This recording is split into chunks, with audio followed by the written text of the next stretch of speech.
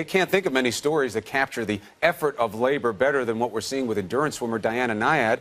There she is, could make history today. Her 5th attempt to swim from Florida to Cuba, or actually from Cuba to Florida. She is now closer to Key West than anyone has ever swum without a shark cage. She's swimming so fast and ahead of schedule that our John ZARRELLA, who is in the water right next to her, no, he is racing to get close to the situation for when she arrives. That's how fast she's going, so we only have John on the phone. John, are you with me? Yeah, I'm here, Chris. You're right. We're just actually crossing the 7-mile bridge heading south to Key West, but less than 10 miles to go. That's the last report we've gotten, but it's becoming a little more difficult for her from what the folks on her team are telling us. She's making frequent stops now. She's been swallowing salt water, which is not a good thing. She's about 3 miles outside the reef, and once she gets inside the reef, about 7 miles to Key West. But clearly, this last leg is going to be her toughest.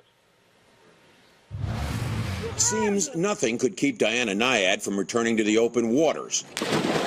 At age 64, she's determined to become the first in the world to swim from Cuba to Florida.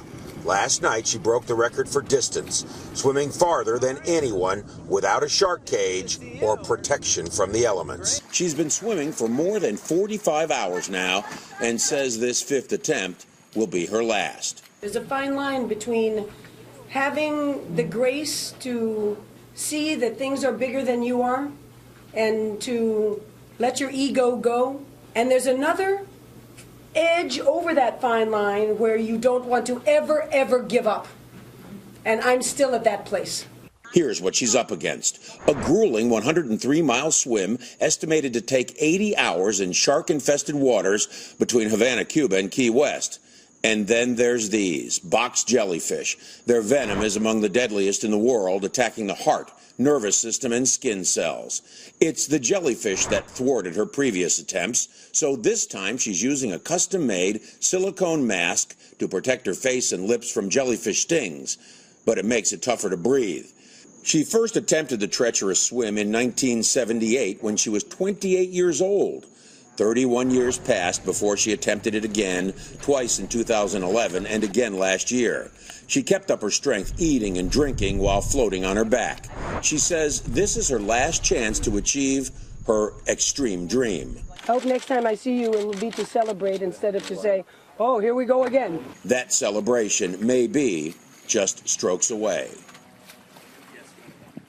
So now she's really fighting that exhaustion these last 10 miles. And again, swallowing the salt water, that's never a good thing. So this is clearly going to be a test of whether there's any adrenaline left in her to kick in, Chris and Kate. And if there is, she's expected to arrive around Smathers Beach, the public beach in Key West, between 4 and 6 p.m.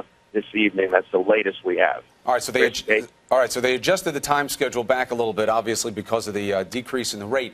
We get that the fatigue is obvious. We get that swallowing the salt water is bad because it has that opposite effect of actually dehydrating you. But, John, what do we know about what else happens in this leg of the swim that makes it more difficult? Is it currents? Is it temperature? Is it jellyfish? What is it?